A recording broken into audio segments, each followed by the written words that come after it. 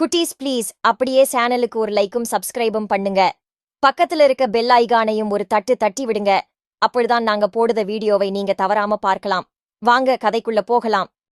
ஒரு காலத்தில் ஒரு மலையடிவார கிராமத்தில் ராமு என்ற சிறுவன் பெற்றோருடன் வாழ்ந்து வந்தான்.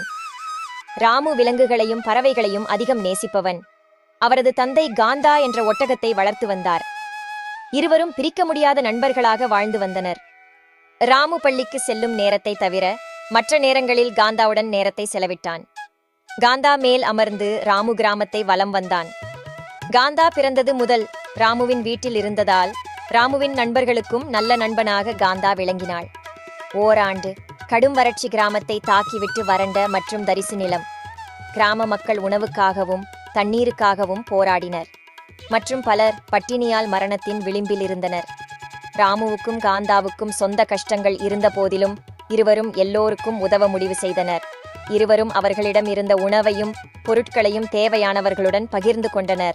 தினமும் அவர்கள் அருகாமையில் மலையேற்றம் செல்லுவார்கள். தண்ணீர் மற்றும் உணவு அருகில் இருந்த நகரத்தில் இருந்து கொண்டு வந்து அனைவருடனும் பகிர்ந்து கொண்டனர். அவர்களின் தன்னலமற்ற செயல்கள் மற்றவர்களுக்கு ஊக்கமளித்தது. இவர்களைக் கண்டு அனைத்து கிராமவாசிகளும் ஒருவருக்கொருவர் உதவ முன்வந்தனர். அவர்கள் கிணறு தோண்டி நீரை பகிர்ந்து கொண்டனர். ஒரு வழியாக வறுமையை அனைவரும் ராமு காந்தாவின் உதவியுடன் பகிர்ந்து கொண்டனர். தயக்கமின்றி ராமுவும் காந்தாவும் அவர்களுக்கு உதவிகளை செய்தனர்.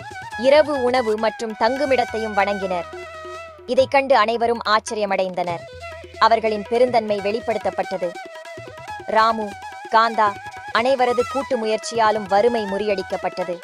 கிராம மக்கள் அனைவரும் ராமுவையும் காந்தாவையும் பாராட்டினர். இறைவனும் கிராமத்தை மழையால் ஆசீர்வதித்தார்.